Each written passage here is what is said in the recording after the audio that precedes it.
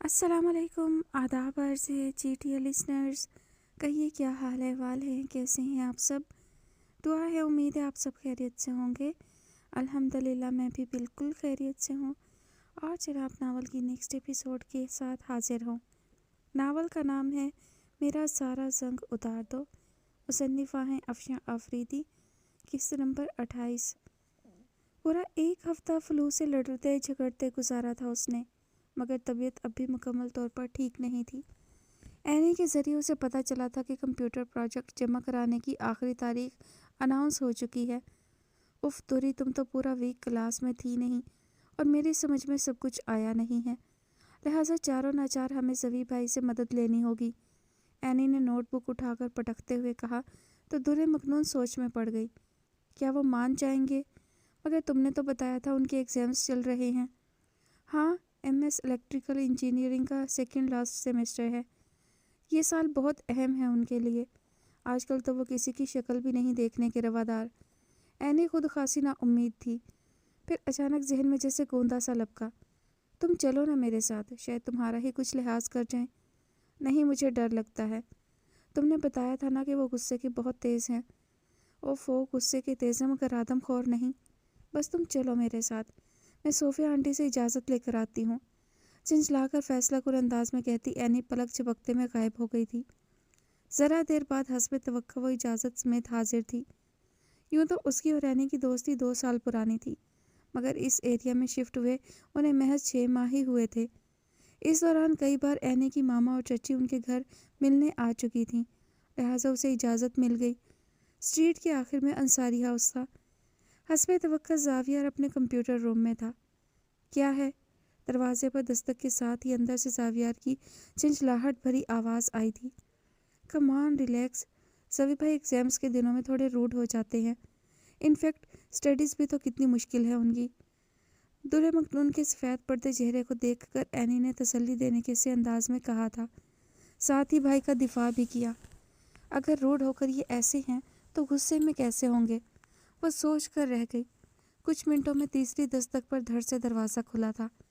کیا مشکل ہے تمہیں؟ کیوں ڈسٹرب کر رہی ہو؟ اینی کی شکل دیکھتے ہی غصے میں پوچھا تھا اس نے۔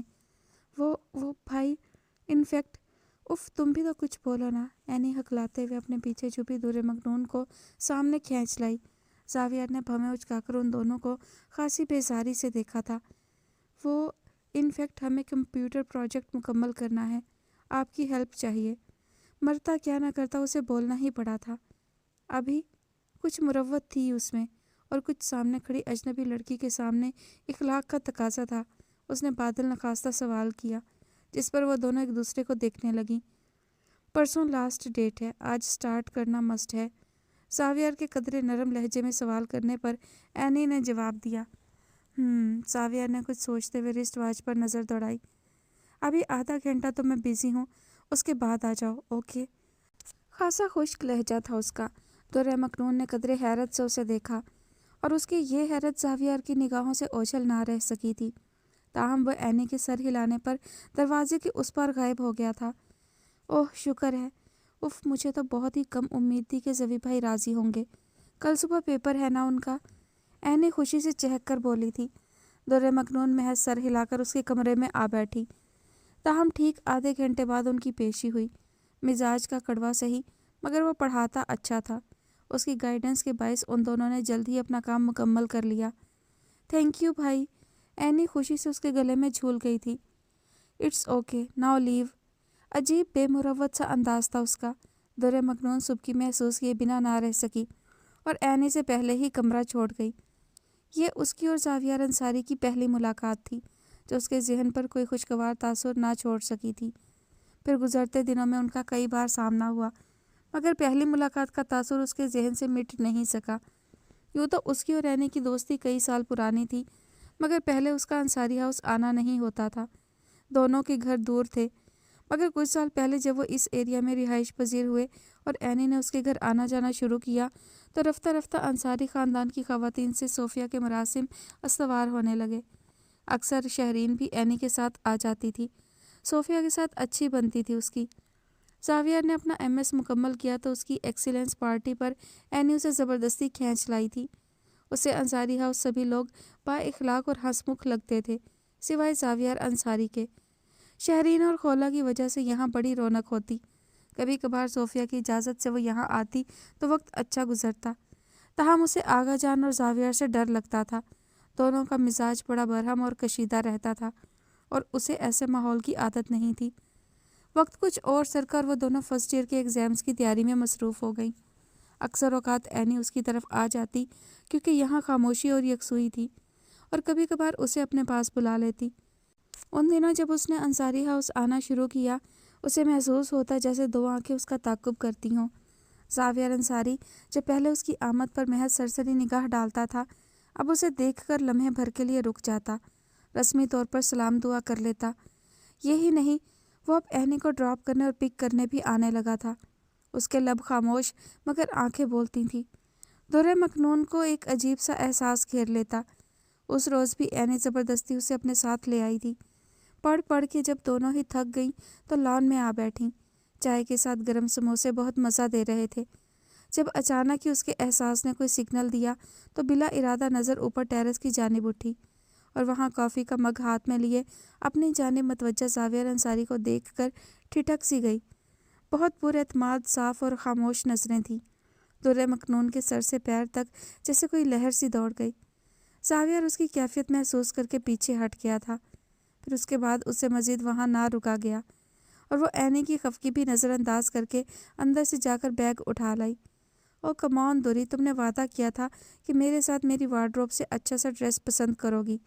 تمہیں پتہ ہے نا کہ پرسوں آغا جان کے حج سے واپسی کی وجہ سے گھر میں ایک ڈنر ارینج کیا گیا ہے۔ اینی اسے جانے نہیں دینا چاہتی تھی۔ پھر صحیح اینی، آج ذرا جلدی ہے مجھے۔ اسے کوئی بہانہ بن نہیں پڑ رہا تھا۔ کیوں جلدی ہے ذرا بتاؤ تو؟ اینی بھی بضد تھی اور ابھی ان کی بحث جاری تھی کہ اوپر سے آتے زاویار نے سنجیدگی سے بہن کو ٹوکا۔ بس کرو اینی، لیٹ ہر گو۔ اگر کوئی رکنا نہ چاہے تو زبردستی نہیں کرنی چاہیے۔ بلیک جینز پر براؤن پولو شرٹ میں ملبوس مگ اٹھائے وہ نیچے آتے ہوئے بولا تھا۔ درِ مکنون نے ماتھے پر آئے پسینے کو آنچل سے خشک کیا۔ مخاطب بہن سے تھا مگر گہری متانت بھری نظر اس پر بھی رکی تھی، تاہم اپنی بات کہہ کر وہ کچن کی طرف بڑھ گیا تھا۔ ایسی بات نہیں، انفیکٹ کچھ کام ہے مجھے گھر پر۔ درِ مکنون نے گھبرا کر اینی کو صفائی دی تھی۔ وہ چلا گیا تھا مگر اس کی نظریں درِ مکنون کے اندر اتر گئی تھیں۔ آئی نو دوری، بھائی تو ایسے ہی مذاق کر رہے تھے، تم ان کی بات کو سیریس نہ لینا۔ میں جانتی ہوں جب تم جانے کو کہہ رہی ہو تو پھر کوئی وجہ ہی ہوگی۔ چلو میں تمہیں گھر تک چھوڑ آؤں، زوی بھائی گھر پر ہے، ان کے ساتھ چلتے ہیں۔ شام ہو رہی ہے، اچھا ہے واپسی میں اکیلے نہیں آنا پڑے گا مجھے۔ اور پھر اس شام زاویار کی موجودگی میں اس کی زبان تالو سے لگی رہی۔ اسے احساس ہوا زاویار انصاری کی خاموشی اس سے کچھ کہہ رہی ہے جس نے اسے لاجواب کر دیا ہے۔ تیسرے دن اینی کے گھر گیٹ ٹوگیدر تھا مگر اس نے تہیہ کر لیا تھا کہ وہ انصاری ہاؤس نہیں جائے گی۔ اسے زاویار انصاری کی خاموش نظروں سے گھبراہٹ ہوتی تھی۔ پھر صوفیہ نے کئی بار اسے جانے کے لیے کہا بھی مگر اس نے موڈ نہیں ہے کہہ کر ٹال دیا۔ لیکن جس وقت اینی اسے لینے سر پر آسوار ہوئی اس کی پیش نہ گئی۔ دوسری طرف صوفیہ نے بھی زور دیا تو اسے جاتے ہی بنی۔ انصاری ہاؤس کے لان میں خوبصورت سا سٹنگ ارینجمنٹ تھا۔ وہ اندر داخل ہوئی تو لان کی سیڑھیوں پر کسی سے محو گفتگو زاویار انصاری کی نگاہوں نے اس کا استقبال کیا تھا۔ اس کے لبوں پر پھیلتی گہری مسکراہٹ درِ مکنون کی پلکوں کا بوجھ بڑھا گئی۔ پارٹی اچھی رہی۔ شہرین کی شوخی اور خولا کی ہنسی نے ماحول کو چار چاند لگائے تھے۔ اینی سے چھوٹی دونوں بہنیں بھی خوش نظر آ رہی تھیں۔ ایسے میں صرف زاویار ہی تھا جس کے چہرے پر سنجیدگی اور آنکھوں میں کچھ انکہے جذبوں کا خمار جگمگا رہا تھا۔ اینی کی ہر دوسری بات زوی بھائی سے شروع ہو کر اسی نام پر ختم ہوتی تھی۔ دونوں بھائی بہن ایک دوسرے سے بہت قریب تھے، اس کا اسے اندازہ ابتدائی ملاقاتوں میں ہی ہو چکا تھا۔ پھر بہت سے مہینے اسی طرح گزر گئے۔ سامنا ہونے پر زاویار کی نگاہیں اس کے گرد حصار کر لیتی تھیں، تاہم اپنی آنکھوں سے جھلکتے جذبوں کو اس نے ابھی تک الفاظ نہیں دیے تھے۔ بس ایک انکہی سی تھی جسے وہ دونوں سمجھتے تھے، تاہم اس کی روٹین میں بہت تبدیلی آ گئی تھی۔ پہلے وہ اینی کے جس کام کے لیے منتوں کے بعد راضی ہوتا تھا اب ایک بار کہنے پر مان جاتا۔ گزرتے وقت نے درِ مکنون کے دل میں بسی گھبراہٹ کو بھی دھیرے دھیرے ختم کر دیا تھا۔ اب اسے زاویار کی جذبے چھلکاتی نظریں پریشان نہیں کرتی تھیں اور نہ ہی اس کی سنجیدہ مسکراہٹ کنفیوز کرتی۔ इंटर में उसने पोजीशन ली तो पापा ने गोया तमाम जानने वालों को इकट्ठा कर लिया था। एनी की पूरी फैमिली भी इनवाइटेड थी। वो दिन उसकी ज़िंदगी का सबसे हसीन दिन था। मिलने वाले गिफ्ट्स और कार्ड्स में एक कार्ड ऐसा था जो उसके दिल के हर तार को छेड़ गया।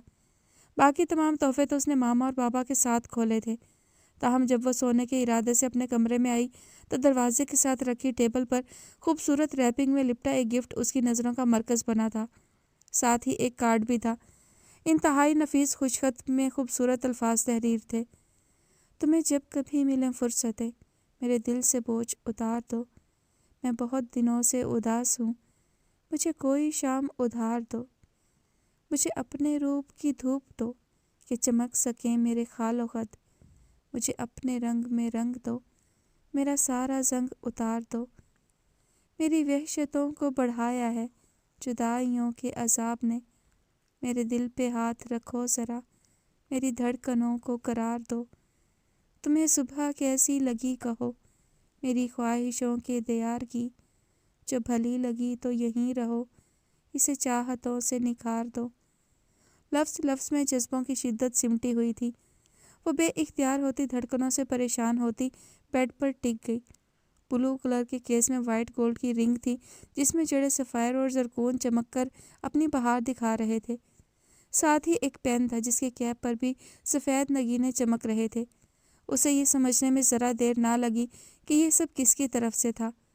ज़ावियर अंसारी, उसके खामोश लबों से ये नाम अदा हुआ था। अंगूठी एक अलामती तोहफा होता है।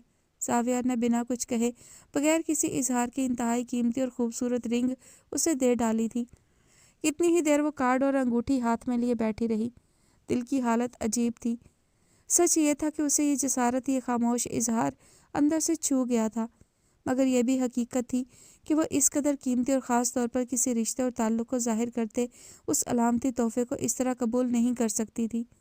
ज़ावियर ने बहुत खूबसूरत अल्फाज समेत अपने जज्बों की शिद्दत के इजहार के तौर पर यह रिंग गिफ्ट की थी। बात नज़रअंदाज करने वाली नहीं थी। फिर वो पूरी रात उसकी आंखों में कटी थी।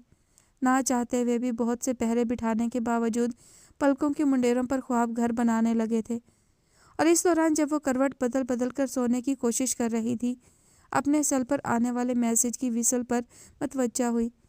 नाइट लैंप खोलकर मोबाइल उठाया तो अजनबी नंबर से एक पैगाम स्क्रीन पर जगमगाता नजर आया। ख्वाब वो नहीं होते जो हम सोते में देखते हैं, बल्कि वो होते हैं जो हमको सोने नहीं देते। भेजने वाला जैसे उसकी कैफियत से आगाह था, उसका दिल बुरी तरह धड़क उठा था। फिर बहुत सारे दिन ऐसे ही गुजर गए, लेकिन वो अंसारी हाउस जाने की हिम्मत ना कर सकी। मगर गिफ्ट वापस करना है ये उसने तहैया कर रखा था। फिर यूँ हुआ कि अचानक एक दिन इसका मौका भी मिल गया। अंसारी फैमिली के किसी करीबी रिश्तेदार के यहाँ फौतगी हो गई। सबको अचानक जाना पड़ा। एनी जो 2 दिन पहले सीढ़ियों से लॉन्ग जंप लगाने की पादाश में पैर की मोच बर्दाश्त करने पर मजबूर थी, जा नहीं सकती थी। दोपहर के वक्त घर में मर्द तो होते नहीं थे, लिहाजा ख़वातीन का जाना ज़रूरी था। आगा जान भी शहर से बाहर थे। चुनाचे एनी की दरख्वास्त पर सोफिया ने उसे अंसारी हाउस भेज दिया था। एनी ऊपर के पोर्शन में अपने कमरे में थी। वो अंसारी हाउस पहुंची तो मिसिस शहरियार उसका शुक्रिया अदा करती बाकी ख़वातीन के साथ रवाना हो गईं। मौका अच्छा था। ज़ावियर का कमरा किस तरफ है उसे मालूम था, लिहाजा एनी के पास आने से पहले उसने एहतियात के साथ वो गिफ्ट और कार्ड्स ज़ावियर के कमरे की दहलीज पर ही खड़े खड़े सामने रखे सोफे की तरफ उछाल दिया था। काम मुकम्मल हो गया था। उसने दिल की धड़कनों को कंट्रोल करते हुए कदम एनी के कमरे की जानिब बढ़ा दिए। वो दोनों ही लम्स में दाखिले की ख्वाहिश रखती थी, जिसके रीजनिंग टेस्ट की तैयारी भी बाकी थी। मेरा ख्याल है कि जवी भाई से हेल्प लेनी चाहिए। वो खुद वहाँ से मास्टर्स किए हुए हैं, उनकी गाइडलाइन बहुत अच्छी रहेगी। दुर्रे मखनून का बेक किया हुआ केक खाते हुए एनी ने राय दी थी। नहीं, मैं कोई इंस्टीट्यूट ज्वाइन करने का सोच रही हूँ। ज़ावियर के नाम पर उसकी पलकें झुक गई थीं। कमॉन दुर्री, तुम्हें कहाँ ज़रूरत है इन सब की? तुम तो माशाल्लाह खुद एक चलता फिरता इंस्टीट्यूट हो, बल्कि तुम्हें तो लम्स वाले बगैर टेस्ट के भी एडमिशन दे सकते हैं। मसला तो मेरे जैसे बंदे का है। खैर, ऐसी भी बात नहीं। लम्स का एंट्री टेस्ट पंजाब बोर्ड के रिवायती एग्ज़ाम्स की तरह नहीं कि सारा कुछ मकअप करके मज़े से पेपर्स दे दिए। वहाँ याददाश्त का नहीं, वाकई जहानत का इम्तिहान होगा। उसने गाल पर आई लट झटकते हुए कहा तो एनी उसे मुस्कुराकर देखने लगी। اور ذہانت کی تمہیں کمی نہیں دوری۔ اب ایسے انکساری بھی نہ دکھاؤ جیسے میں تمہیں جانتی نہیں۔ اس کے انداز میں ستائش تھی۔ در مکنون خوشگواری سے مسکرا دی۔ ویسے سچ کہوں دوری، کبھی کبھی تم پر رشک آتا ہے تو کبھی حسد ہونے لگتا ہے۔ خوبصورت تم ہو، اس پر ذہین بھی، والدین کی اکلوتی اولاد، اس لیے محبت بھی وافر ملی ہے۔ دنیا کی وہ کون سی چیز ہے جو تمہارے پاس نہیں؟ ڈیبیٹ کا کون سا احساس ہے جو تمہیں نہیں ملا؟ بولتی ہو تو مخاطب کی بولتی بند کر دیتی ہو، کچھ پکاتی ہو تو بندہ انگلیاں چاٹتا رہ جاتا ہے۔ کبھی کسی کمی کا احساس بھی ہوتا ہے تمہیں؟ عجیب رشک بھرا انداز تھا اینی کا۔ وہ دل ہی دل میں ماشاء اللہ اور الحمدللہ کا ورد کرتے ہوئے نفی میں سر ہلا گئی۔ لبوں پر خوبصورت سی مسکان تھی اس لمحے۔ اللہ نے جو کچھ مجھے دیا ہے احسان ہے اس کا، ورنہ بندے میں کوئی گٹس نہیں ہوتے۔ یہ تو بس اوپر والے کی مہربانی ہے کہ اس نے عزت دی ہے، صلاحیت دی ہے۔ رہ گئی کمی کی بات تو کمی محسوس کرنے سے ہوتی ہے۔ زندگی ایک امتحان گاہ ہے ڈیئر، جو ملا اس پر شکر کرنا اور جو نہیں ملا اس پر صبر، یہی تو آزمائش ہے بندے کی۔ ہاں صحیح کہتی ہو، بٹ آئی وش کہ تمہارے طرح شکر کرنے کی آزمائش مجھے بھی ملتی۔ شکر کی آزمائش صبر کی آزمائش سے مشکل ہوتی ہے اینی۔ تونگری میں اللہ یاد نہیں آتا، شیطان بھلا دیتا ہے اسے، مگر دکھ، بھوک اور بیماری میں بندہ اپنے رب سے بہت قریب ہو جاتا ہے، اور جب وہ اللہ کے نزدیک ہو جاتا ہے تو صبر کی دولت ملنی شروع ہو جاتی ہے۔ اور یہ وہ متاع ہے ڈیئر کہ جس کو مل جائے اس جیسا کوئی غنی نہیں ہوتا۔ اینی کی بات پر اس نے بڑی متانت سے کہا تھا، اچھا بابا میں ہاری تم جیتی، تم سے دلائل میں جیت بھی کون سکتا ہے؟ اینی نے دونوں ہاتھ جوڑ کر ماتھے تک لے جاتے ہوئے کہا تو وہ کھل کر ہنس پڑی۔ جب مانتی ہو تو بحث کیوں چھیڑتی ہو؟ شامت اعمال میری۔ اچھا ویسے یہ بتاؤ، تم نے ڈیبیٹ کمپٹیشن کی تیاری کر لی یا ابھی تک لمس کی فکروں میں لگی ہو؟ نہیں وہ تھوڑی بہت کر لی ہے میں نے، آج کل اسی میں بیزی ہوں۔ جی جناب، جب بھی یہاں آنے کی فرصت نہیں مل رہی تھی تمہیں، تو دیکھو آج کیسا گھیرا ہے تمہیں۔ جی بالکل ایوارڈ وننگ کام کیا ہے آپ نے۔ بہرحال اب مجھے اجازت دو، شام ہونے کو ہے۔ اس کی نظر وال کلاک پر پڑی تو یکدم پھرتی سے پیر بستر سے اتارے۔ 6 بجے تک زاویار گھر آ جاتا تھا اور اس وقت 6:15 ہو رہے تھے۔ باتوں باتوں میں وقت کا پتہ ہی نہیں لگا، ورنہ اس نے سوچ رکھا تھا کہ 6 سے پہلے گھر کے لیے نکل جائے گی۔ تھوڑی دیر تو اور رکو یار، اینی نے اصرار کیا۔ سوری اب ذرا مشکل ہے۔ وہ رکنے کو تیار نہ ہوئی اور پھر الوداعی کلمات کہہ کر کمرے سے نکل آئی۔ اوپر کوریڈور میں کوئی نہیں تھا۔ اس نے شکر کا سانس لیا اور پھر سیڑھیوں کی طرف چلی آئی۔ ابھی آخری سٹیپ پر پاؤں دھرا ہی تھا کہ عقب سے آنے والی آواز نے اسے رکنے پر مجبور کر دیا۔ در مکنون، بھاری مردانہ آواز قدرے ناراضگی کا تاثر لیے ہوئے تھی۔ اس کی دھڑکن جیسے لمحے بھر کے لیے رکی، قدم جم سے گئے، تاہم مڑ کر نہ دیکھا، حتیٰ کہ زاویار انصاری اور اس کے بیچ 3 سٹیپ کا فاصلہ رہ گیا۔ لامحالہ اسے رخ پھیرنا پڑا۔ جی، پورے اعتماد اور بظاہر پرسکون انداز تھا۔ وہ الگ بات کہ دل یوں دھڑک رہا تھا جیسے پسلیاں توڑ کر باہر نکل آئے گا۔ گفٹ کیوں واپس کیا؟ وہ تو بنا تمہید براہ راست اسے کٹہرے میں لے آیا تھا۔ کون سا گفٹ؟ ریلنگ پر اس کی گرفت مضبوط ہو گئی تھی۔ وہی جو میں نے دیا تھا۔ زاویار کی بھویں تن سی گئیں۔ مجھے؟ آر یو شیور کہ آپ نے مجھے کوئی گفٹ دیا تھا؟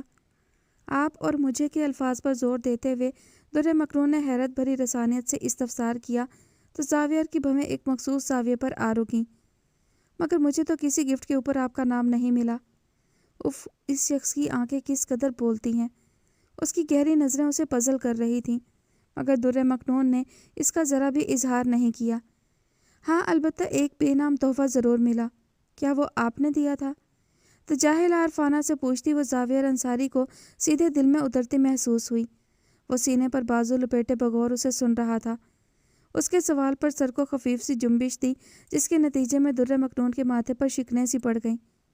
آئی ایم سوری اگر میری یہ جسارت بری لگی ہے تو۔ در مکنون کے تیکھے چتون یک بہ یک اسے پشیماں کر گئے تھے۔ وہ واقعی شرمندگی محسوس کر رہا تھا۔ کیسی جسارت؟ ایک نام تک تو آپ سے لکھا نہیں گیا۔ کس جرت کی بات کرتے ہیں آپ؟ سنجیدہ لہجہ، متین ادوار اور رسانیت بھرا سوال۔ زاویار انصاری نے خود کو لاجواب پایا، بے ساختہ خود کو دل ہی دل میں گھرکا۔ موصوفہ ایوارڈ یافتہ ڈیبیٹر ہیں، دلائل میں ان سے جیتنا آسان نہیں ہوگا۔ دیکھیے مسٹر زاویار، نہ میں بے نام تحفے قبول کرتی ہوں اور نہ ہی بے نام تعلق استوار۔ میں پڑھ رہی ہوں، کچھ بننا چاہتی ہوں۔ تعلیم میرا پیشن ہے۔ اگر آپ کے دل میں میرے لیے ذرا سا بھی ریگارڈ ہے تو پلیز مجھے میری راہ سے نہ بھٹکائیں۔ ہر کام کا ایک وقت ہوتا ہے اور میں سمجھتی ہوں کہ اس وقت کا انتظار کرنا ہی ہم دونوں کے حق میں بہتر ہوگا۔ وہ اسے بولنے کا موقع دیے بغیر اپنا مطمع نظر واضح کر کے پورے اعتماد قدموں سے چلتی انصاری ہاؤس کی دہلیز پار کر گئی۔ اپنی عمر کے مقابلے میں وہ بہت میچور تھی۔ در حقیقت اس کے اس سمجھدارانہ رویے نے زاویہ کو حیران اور متاثر کیا تھا۔ وہ وہیں کھڑا اسے جاتا دیکھتا رہ گیا۔ در مکنون کی ناں میں ایک ایسی ہاں تھی جس نے زاویہ انصاری کے لبوں پر مسکراہٹ بکھیر دی تھی۔ پھر یہ ہوا کہ لمس میں داخلے کی تیاری کے لیے اینی نے اس کے منع کرنے کے باوجود بابا سے بات کر لی اور یوں وہ دونوں زاویہ سے مدد لینے لگیں۔ ابھی داخلے میں 3 ماہ تھے۔ تیاری کے لیے وقت کافی تھا۔ وہ دونوں ہفتے میں 4 بار زاویہ سے 1.5 گھنٹے کی کلاس لیا کرتیں۔ اس دوران زاویہ کا رویہ بڑا سنجیدہ اور اپنے کام سے کام رکھنے والا ہوتا، تاہم اس کی آنکھیں بہت بولتی تھیں، جو کبھی کبھی در مکنون زاہد علی کو پزل سا کر دیتیں۔ اس روز کے بعد سے جب سے اس نے تحفہ واپس لوٹایا تھا، زاویہ اپنے رویے میں بہت محتاط ہو گیا تھا۔ اسے علم ہو چکا تھا کہ در مکنون عام لڑکیوں کی طرح نہیں ہے۔ وہ نہ صرف حسن کے معاملے میں یکتا ہے بلکہ اس کی سوچ اور اس کا لائحہ عمل بھی باقی لڑکیوں کی طرح نہیں، جو مرد کی ذرا سی محبت کی آنچ سے پگھل جاتی ہیں۔ وہ خود بھی بڑی پریکٹیکل تھی اور ایسے ہی لوگوں کو پسند کرتی تھی۔ پھر یہ زاویہ کا ہی رویہ تھا کہ آہستہ آہستہ اس کے اور در مکنون کے درمیان کا فاصلہ گھٹنا شروع ہو گیا۔ وہ ان دونوں کا ٹیچر تھا، ساتھ ساتھ قدرے بے تکلفی بھی ہوتی گئی، تاہم دل کی بات یا اس سے متعلق کوئی اندیا اس نے دوبارہ کبھی نہ دیا۔ وہ جان چکا تھا کہ ایسی بھول کر کے وہ در مکنون جیسا اس میں بامسمہ چھپا ہوا موتی کھو دے گا، اور ایسا وہ ہونے دینا نہیں چاہتا تھا۔ لمس کا ٹیسٹ حسب توقع اور حسب سابق وہ بڑی آسانی سے پاس کر گئی، جبکہ اینی ایک اچھے مارجن سے فیل ہوئی۔ خبر افسوسناک تھی، جس کے باعث وہ ٹھیک طریقے سے اپنی کامیابی کو انجوائے بھی نہ کر سکی۔ او کم آن دوری، میں نہ صحیح تم نے تو کلیئر کیا نا ٹیسٹ، کم از کم تم تو مسکرا دو۔ رزلٹ دیکھنے کے لیے اینی نے اسے انصاری ہاؤس بلایا تھا، جسے زاویہ کے لیپ ٹاپ پر دیکھنے کے بعد وہ افسردہ ہوئی تھی۔ اینی کا دل اداس ضرور تھا، تاہم یہ نتیجہ اس کی توقع کے برعکس نہ تھا۔ اتنا تو اسے بھی اندازہ تھا کہ اس کا پاس ہونا مشکل ہے، لہٰذا وہ ذہنی طور پر تیار تھی، جبکہ در مکنون در حقیقت اپنے لیے خوش ہوتے ہوئے بھی مکمل طور پر مسرور نہ ہو سکی۔ اس کی خوشی ادھوری رہ گئی تھی، اور یہ احساس جیسے اس کے چہرے پر درج تھا۔ اینی نے اسے سمجھایا تو وہ بے دلی سے مسکرا دی۔ اس کی اداسی چھپائے نہیں چھپ رہی تھی۔ زاویہ نے اسے بغور دیکھا۔ اس کی لاڈلی بہن کی ناکامی در مکنون کے لیے کس قدر اہمیت رکھتی ہے۔ اس کا دل بھی گویا اسی کی طرح خوبصورت تھا۔ زاویہ کا دل اپنے انتخاب پر خوشی محسوس کیے بنا نہ رہ سکا، تاہم اینی کو اس نے بے نقط سنائی تھی۔ غلطی تمہاری اپنی ہے اینی، تم نے اس ٹیسٹ کو سیریس نہیں لیا، نہیں تو اتنے مارجن سے فیل نہ ہوتی تم۔ زاویہ کے تند لہجے پر در مکنون ناگواری محسوس کیے بنا نہ رہ سکی تھی۔ اینی کے شانے پر اپنا ہاتھ رکھتے ہوئے بولی، کوئی بات نہیں any, there is always a next, تم اگلے سال پھر ٹیسٹ دینا، I want to be with you. دلداری اور محبت سے کہتی در مکنون زاویہ کی نگاہوں کا مرکز بنی تھی۔ یہ جملہ اور بھی خوبصورت لگتا اگر میرے لیے ہوتا، اس کی نظریں پکار پکار کر کہہ رہی تھیں۔ در مکنون کی پلکوں پر جیسے بوجھ آ گرا تھا۔ نہ بابا، مجھے معاف کرو، میں ایسے ہی خوش ہوں۔ اس ایپٹیٹیوڈ ٹیسٹ کے نتیجے میں مجھے اپنا ایپٹیٹیوڈ پتہ چل گیا ہے، لہٰذا this chapter is closed now. Any نے کانوں کو ہاتھ لگائے۔ تاہم آپ دونوں ذرا تگڑی سی ٹریٹ دیں، دوری اپنے پاس ہونے کی اور زوی بھائی اس برانڈ نیو کار کی جو انہیں آغا جان نے تحفے میں دی ہے۔ اینی نے وائٹ ٹویوٹا کی طرف اشارہ کرتے ہوئے کہا، جس سے پشت لگائے زاویہ کھڑا تھا۔ شرم کرو، فیل ہوئی ہو تم اور تمہیں ٹریٹ کھانے کی پڑی ہے۔ پہلے ذرا گھر والوں اور آغا جان سے ڈانٹ تو کھا لو۔ زاویہ نے اسے شرمندہ کرنے کے ساتھ ساتھ ڈرایا بھی۔ ہاں تو میں نے کون سے اکیلے ڈانٹ کھانی ہے، آپ نے ہی پڑھایا تھا مجھے، کہا بھی تھا میں نے کہ کسی انسٹیٹیوٹ سے تیاری کر لیتی ہوں، مگر اس وقت تو آپ کو بڑی ہمدردی ہو رہی تھی نا، تو اب ڈانٹ میں بھی آپ ہی حصے دار بنیے گا۔ اینی مزے سے جواب دیتی برابر والی کرسی پر آ بیٹھی تو بلا ارادہ زاویہ کی آنکھیں در مکنون سے چار ہوئیں۔ اینی نے بلا سوچے سمجھے سچ کہہ دیا تھا، جس پر در مکنون کا دل دھڑک کر رہ گیا۔ اس نے نگاہوں کا رخ پھیر لیا تھا۔ اینی ہی سے ملنے والی معلومات کے مطابق ज़ावियर ना सिर्फ बेहद मसरूफ़ बल्कि बेइंतहा अक्खड़ और ख़ासा बेमरवत शख्स था। इकलौता बेटा, इकलौता पोता और इकलौता भतीजा था वो सबका। और फिर कुछ रंग अंसारी हाउस के मकीनों की तरबियत, बेतहाशा मिलने वाली अहमियत और स्मार्ट पर्सनैलिटी का भी था। वो कम ही किसी को घास डालता। एनी बहुत लाडली थी उसकी, मगर इससे पहले कभी भी उसने एनी की मदद करने की ख़्वाह ना रखी थी। ये पहली बार था कि उसने एनी के लिए वक्त निकाला था और इसका जिक्र एनी कई मर्तबा ज़ावियर की गैर मौजूदगी में किया करती थी। तो गोया इस बार ज़ावियर ने अपनी साबका रिवायत शिकन की थी और उसके पीछे मोहरिक क्या है वो जान गई थी। दुर्रे मखटून के चेहरे पर सुर्खी सी छाने लगी जो ज़ावियर अंसारी की निगाहों के लिए मकनातीस का काम दे रही थी। एनी के पुरजोर इसरार पर उसने अपने ग्रुप को ट्रीट देने के लिए बुला लिया था। रेस्टोरेंट में ज़रा फासले पर लगी टेबल पे सोफिया और जाहिद अली साहब बैठे थे, जबकि ये तीनों दूसरी टेबल पर चहलें कर रही थीं। सबके मूड इंतहाई खुशगवार थे। तो फिर तुम लोग आ रही हो ना कल मेरे साथ मंगनी की शॉपिंग करने? सबाहत ने खाने के बाद ग्रीन टी से लुत्फ़अंदोज़ होते हुए पूछा तो एनी ने नफ़ी में सर हिला दिया। नहीं यार, सॉरी, कल सनोबर पुप्पी आ रही हैं। आगा जान से इजाज़त मिलनी मुश्किल है। मेरे लिए भी पॉसिबल नहीं होगा। बाबा आज शाम इस्लामाबाद जा रहे हैं, गाड़ी नहीं है घर पर। ऊपर से एनी भी नहीं आ रही, वरना इसके साथ ही आ जाती। स्ट्रा को गिलास में गर्दिश देते हुए दुर्रे मखटून ने भी माजरत कर ली तो सबाहत का मुंह बन गया। ठीक है, फिर देख लूँगी मैं। जब तुम लोगों पर यह वक्त आएगा तो मैं भी ऐसे ही हरी झंडी दिखाऊंगी तुम दोनों को। खुदा वो वक्त लाए, एनी ने बेसाख्ता कहा तो दुर्रे मखनून समेत गुस्सा करती सबाहत की भी हंसी छूट गई। माशाल्लाह किस कदर प्यारी लगती है अपनी दुरी हंसते हुए। सोफिया ने दूर से ही आंखों में गोया उसकी भलाएं ली। जाहिद साहब ने मुस्कुराते हुए बीवी को देखा तो रगे ज़राफ़त फड़की। कहते हैं अपना बच्चा और दूसरे की बीवी हमेशा अच्छी लगती है। जवाबन सोफिया ने नज़रों से रुख फेर कर शरीके हयात को खासे तीखे चितवन से देखा। तो बाय द वे आप किसकी बीवी को नज़र में रखे हुए हैं? ज़रा मैं भी तो देखूं। मसनूई गुस्से से सवाल किया तो जाहिद अली कहकहा लगाकर हंस पड़े। बकौल शायर, मैं इस हिसार से निकलूं तो और कुछ सोचूं, तुम्हारे प्यार से निकलूं तो और कुछ सोचूं। बड़ी मोहब्बत और तमानियत से अपनी निस्फ बेहतर को देखते हुए उन्होंने कदरे झुककर बड़े जज्ब से शेर पढ़ा तो सोफिया इस उम्र में भी खुद को बुलश होने से ना रोक सकी। वो दोनों एक दूसरे के लिए लाजिम और मलजूम थे। उन दोनों ने एक दूसरे को पाने के लिए बहुत कुर्बानियाँ दी थीं और उनके गिर्द के लोगों ने भी। 18 साल पहले के वाक़यात लम्हे भर में उनकी आंखों के सामने घूम गए कि किस तरह उन्होंने सोफिया के लिए सायरा को ठुकराया था। जाहिद अली की नज़रें इंतखाब सोफिया पर टिकी तो वालदा को एतमाद में लेकर सब कुछ बता डाला। अंधा क्या चाहे दो आँखें।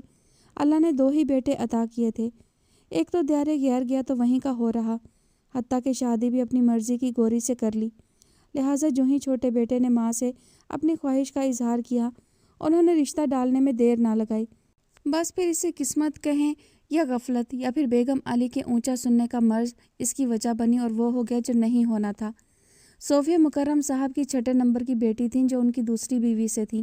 पहली बीवी ने यक्के बाद दीगरे 7 बेटियों को जन्म दिया, जिनमें से 2 पैदा होते ही चल बसीं। मौसूफ एक कामयाब बिजनेसमैन थे, घर में पैसे की रेल पेल थी। कारोबार को भी अल्लाह ने हर बेटी की पैदाइश के साथ तरक्की ही तरक्की दी और अब उन सब के लिए उन्हें एक वारिस की ज़रूरत थी। लिहाजा पहली बीवी के लाख रोने पीटने के बावजूद वो सोफिया की वालदा को ब्याह लाए। सायरा अपनी वालदा की सबसे छोटी बेटी थी और उनके बाद ही उनकी माँ पर सौतन लाई गई थी। उस वक्त उनकी उम्र यही कोई 5 साल थी। वो हैरान होकर कभी मुंह पर दुपट्टा रखे रोती वालदा को देखती तो कभी सजी संवरी नई माँ को, और फिर यह मंजर जैसे उनकी ज़िंदगी पर किसी काले साए की तरह मुसल्लत कर दिया गया। मुकर्रम साहब की ज़िद थी कि दोनों बीवियाँ एक ही घर में रहेंगी। रोज़ ही नई अम्मी तैयार होकर मुकर्रम साहब के साथ घूमने जाती और रोज़ ही सायरा अपनी वालदा को आंसू बहाते देखती। हत्ता कि आहिस्ता आहिस्ता सायरा के दिल में बाप और सौतेली माँ के लिए नफ़रत ही नफ़रत बस गई। वक्त यूं ही गुजरता रहा। सोफिया की वालदा फितरतन नरम मिजाज और सादा दिल थी। सायरा और उनकी बहनों की ज़्यादतियाँ और बदतमीज़ियाँ वह अक्सर नज़रअंदाज कर जाती, मगर सायरा की वालदा में माफ़ करने की ख़्वाह ना थी। उन्होंने 5 बेटियों को बाप और सौतेली माँ से मुतनफ़र करने में कोई कसर ना छोड़ी। कुछ वक्त और गुजरा और सोफिया भी उन 5 के साथ बाप की मोहब्बत में अपना हिस्सा बटोरने दुनिया में चली आई। मुकर्रम साहब के लिए छठी बेटी की पैदाइश कोई ख़ास खुशगवार खबर ना रही। ताहम सोफिया की वालदा ने बेटी को सीने से लगा लिया। پھر کئی سال انتظار، بہت سے علاج اور ٹونے ٹوٹکوں کے بعد بھی ان کی گود دوبارہ ہری نہ ہو سکی۔ سائرہ کی ماں کہتی کہ ان کے شوہر اور سوتن کو ان کی بد دعا لگی ہے۔ دعا سے یا بد دعا سے، بہرحال یہی ان کا نصیب ٹھہرا۔ مکرم صاحب دوسری شادی کے بعد بھی نرینہ اولاد سے محروم ہی رہے تو بالآخر دل کو سمجھا بجھا لیا اور انہی بچیوں کی بددلی سے صحیح پرورش کرنے لگے۔ شروع کی چاروں بیٹیاں دھیرے دھیرے اپنے گھر کی ہوئیں تو گھر میں مکرم صاحب کی دونوں بیویاں سائرہ اور صوفیہ ہی رہ گئیں۔ زاہد علی کی فیملی ان کی کالونی میں نئی شفٹ ہوئی تو آتے جاتے ایک دوسرے سے سامنا ہوا اور ایسے ہی کسی سرسری ملاقات یا سرے راہ ٹکراؤ کے نتیجے میں زاہد علی نے صوفیہ بیگم کو زندگی کا ساتھی بنانے کا فیصلہ کر ڈالا۔ ان دنوں سائرہ ایم اے کے ایگزام دے کر فارغ تھیں جبکہ صوفیہ سیکنڈ ایئر کے ایگزام کی تیاری میں تھیں کہ اچانک بیگم علی اپنے بیٹے زاہد صاحب کا رشتہ لیے چلی آئیں۔ بیٹے نے مکرم صاحب کی بیٹی کو پسند کیا تھا، نام سے ناواقف تھے۔ بیگم علی رشتہ لائیں تو ایک لمحے کو چکرا گئیں۔ یہاں ایک نہیں دو بیویاں اور دو بیٹیاں تھیں۔ سمجھ نہیں آیا کس کا نام لیں۔ تاہم جب دونوں سے ملیں تو سائرہ کو دیکھ کر سوچا کہ یہ یقیناً ان کے بیٹے کی پسند ہے۔ کھلتا ہوا رنگ، لمبے بال، تعلیم یافتہ اور پر اعتماد، جبکہ ان کے برعکس صوفیہ گندمی رنگت والی لمبی مگر دبلی سی لڑکی تھی۔ اور یوں وہ سائرہ کے لیے کاسہ سوال دراز کر گئیں۔ چند دنوں کی چھان پھٹک کے بعد مکرم صاحب نے جواب اسبات میں دے دیا تو چٹ منگنی پٹ بیاہ کے مصداق دونوں طرف سے تیاریاں شروع کر دی گئیں۔ زاہد علی کے لیے زندگی کی سب سے خوبصورت گھڑیاں تھیں۔ ان کی دلی آرزو پوری ہونے جا رہی تھی۔ وہ کامنی سی صوفیہ ان کے دل کے سنگھاسن پر براجمان ہو چکی تھی۔ جسے چاہا اسے پا لینے کی خوشی سر چڑھ کر بول رہی تھی۔ بارات والے دن سے ہفتہ بھر پہلے جس روز سائرہ کے گھر والے ان کے گھر مدعو تھے، زاہد علی سب سے نظر بچا کر صوفیہ کے گھر کی طرف چلے آئے۔ مظفر ان کے سب سے قریبی دوست تھے، ان کی مدد سے دروازے سے اندر تک رسائی ہو گئی۔ مگر یہ کیا؟ اندرونی دروازے کی دہلیز پر کھڑی اداس اور ملول صوفیہ ان کی دھڑکن تیز کر گئی۔ گھر میں اس وقت صوفیہ اور سائرہ کے علاوہ کوئی بھی نہ تھا۔ آج صوفیہ کا دل بہت اداس تھا۔ جس شخص نے نگاہوں ہی نگاہوں میں اسے اپنے جذبوں کی کہانیاں سنائی تھیں، محبت کا اظہار کیا تھا، وہ چند دنوں میں اس کی سوتیلی بہن کو جیون ساتھی بنانے جا رہا تھا۔ یہ دکھ ایسا تھا کہ اس نے صوفیہ کا دل ہر شے سے اچاٹ کر دیا تھا۔ آج بھی جب سائرہ گھر پر تھی اس نے بھی ان کے ساتھ رکنے کا فیصلہ کر لیا تھا۔ زاہد علی کو بہنوئی کے روپ میں دیکھنا صوفیہ کی برداشت سے باہر تھا، لہٰذا وہ سب کے ساتھ نہ گئی۔ زاہد اور صوفیہ کے لیے ایک دوسرے کا سامنا نہ صرف اچانک بلکہ پریشان کن بھی تھا۔ تم یہاں کیا کر رہی ہو، اور وہ بھی اس حلیے میں؟ وہ ڈگ بھرتے اس کے سامنے جا کھڑے ہوئے اور صوفیہ کو دیکھا جو کاسنی ملگجے سوٹ میں ملبوس بکھری سی کھڑی تھی۔ سائرہ آپ ہی اندر ہیں، اگر آپ ان سے ملنے آئے ہیں تو دائیں جانب ان کا کمرہ ہے، آپ کی دلہن وہیں بیٹھی ہیں۔ بے رخی اور بے اعتنائی سے کہتی وہ دوسری جانب جانے لگی تھی کہ وہ جست بھر کر پھر سے اس کے سامنے آ کھڑے ہوئے۔ کیا مطلب سائرہ؟ اگر کوئی اور سائرہ ہے تو تم کون ہو؟ تمہارا نام؟ وہ سخت پریشان تھے۔ مظفر صاحب نے آگے بڑھ کر معاملہ سنبھالنے کی کوشش کی۔ انہیں گڑبڑ کا اندازہ ہو گیا تھا۔ دیکھیے پلیز آپ ذرا کھل کر بتائیں، لگتا ہے کوئی غلط فہمی ہو گئی ہے شاید۔ زاہد کی شادی تو آپ سے ہونا تھی، پھر کوئی اور دلہن کیوں ہے؟ کون ہے صوفیہ؟ تم کس سے؟ اسی اثنا میں سخت لہجے میں صوفیہ کو پکارتی اپٹن اور گجروں سے مزین سائرہ کمرے میں داخل ہوئی تو ٹھٹک گئیں۔ آپ؟ زاہد صاحب کو دیکھ کر وہ بوکھلا سی گئیں۔ اوہ گاڈ! زاہد علی وہیں سر تھام کر بیٹھتے چلے گئے۔ مظفر صاحب نے دیکھا سائرہ گھبرا کر آگے بڑھی تھی۔ صوفیہ کے مقابلے میں ہر طرح سے برتر اور خوبصورت تھیں وہ، مگر ان کے دوست کی نظر انتخاب صوفیہ پر پڑی تھی۔ دھچکا بہت شدید تھا۔ شادی میں 4 دن رہ گئے تھے اور انہیں اب پتہ چلا کہ ان کی والدہ کیا غلطی کر آئی ہیں، مگر وہ بھی ضدی تھے۔ انہوں نے گھر سے مہمانوں کے جاتے ہی ماں کے سامنے سارا معاملہ لا رکھا۔ اماں میں اگر شادی کروں گا تو صوفیہ سے، اور یہ میرا آخری فیصلہ ہے۔ انہوں نے الٹیمیٹم دے دیا تھا۔ بیگم علی بوکھلا سی گئیں۔ پھر بیٹے کی کئی منتیں کی مگر وہ اپنی خواہش سے دستبردار ہونے کو تیار نہ تھے۔ نہ کرو بیٹا ایسے، کسی کی بیٹی ہے وہ، اسے داغ لگ جائے گا، کون بیاہے گا اسے؟ میں مکرم صاحب سے کیسے کہوں کہ بڑی کو بٹھائے رکھو اور چھوٹی کو رخصت کر دو؟ وہ بیٹے کے قدموں میں بیٹھ گئی۔ مظفر صاحب اور ان کی والدہ بھی وہاں موجود تھیں۔ بہت سمجھایا زاہد صاحب کو مگر وہ ٹس سے مس نہ ہوئے۔ اماں آپ خالہ جان کے ساتھ جا کر بات کریں، شاید مکرم انکل مان جائیں۔ مظفر صاحب سارے حالات اور اپنے دوست کے مزاج سے واقف تھے کہ وہ اپنی خواہش سے پیچھے ہٹنے والے نہیں، لہٰذا ماں کو راضی کیا۔ بہت مشکل گھڑی تھی۔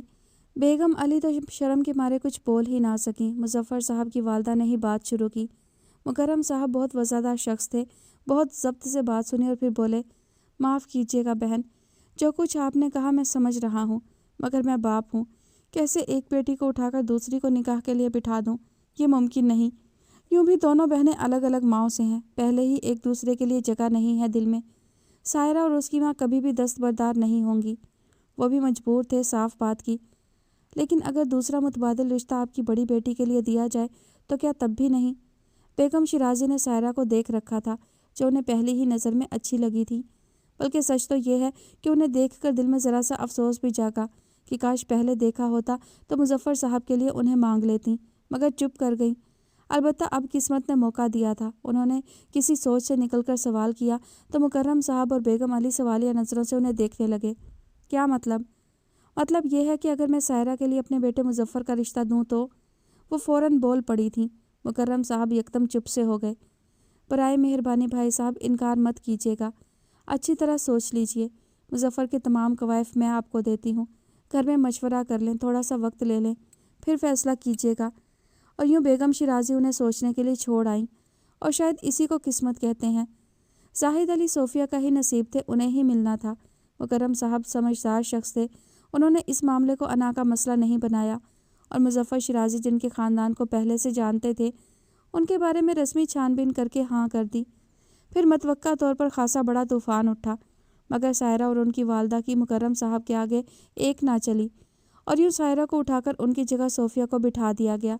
مظفر صاحب کے گھر والوں نے تیاری کے لیے تھوڑا سا وقت لے لیا تھا، گو کہ شکل صورت، تعلیم، خاندان اور معاشی استحکام ہر لحاظ سے مظفر زاہد علی سے بہتر تھے، برتر تھے، مگر سائرہ کے لیے یہ کسی بے عزتی سے کم نہ تھا کہ ان کو ٹھکرا کر اس معمولی سی شکل و صورت والی صوفیہ کو اپنایا گیا تھا۔ نفرت جو یوں بھی دل میں جڑ پکڑے ہوئے تھی، اب فزوں تر ہو گئی تھی۔ باپ کے آگے ان کی گو ایک نہ چلی، مگر دونوں ماں بیٹی کو ان کے تانوں اور تشنوں نے چھلنی کر کے رکھ دیا۔ صوفیہ قسمت کی اس مہربانی پر جہاں خوش اور مسرور تھیں، وہیں سائرہ آپی کے ساتھ ہونے والی اس زیادتی پر خود سے شرمندہ بھی۔ کئی بار ہمت بھی کی کہ ان سے بات کریں اور اپنے ناکردہ گناہ کی معافی مانگ لیں، مگر سائرہ کے تیوروں کے آگے ہمت نہ ہوئی، اور یوں ان کی رخصتی کا دن بھی آ گیا۔ سائرہ کی والدہ اور باقی 4 بہنوں نے تو باپ کے حکم پر سر جھکا کر شادی میں بددلی سے شرکت کر لی، مگر سائرہ لاکھ کے سمجھانے پر بھی راضی نہ ہوئیں۔ تاہم لوگوں کو بتانے کے لیے یہ بہانہ ہی بہت تھا کہ مظفر صاحب کی مسلسل موجودگی کے پیش نظر فرط حیا کے باعث شاعرہ نے شادی میں شرکت نہیں کی۔ یوں بھی 2 ہفتے بعد انہیں بھی رخصت ہونا تھا، اور یوں وہ دونوں بہنیں بھی اپنے اپنے گھر سدھاری۔ وقت کا پہیہ یوں ہی گھومتا رہا، اور یک کے بعد دیگرے مکرم صاحب اور ان کی دونوں بیویاں انتقال کر گئیں۔ وقت اپنے ساتھ بہت کچھ بہا کر لے گیا۔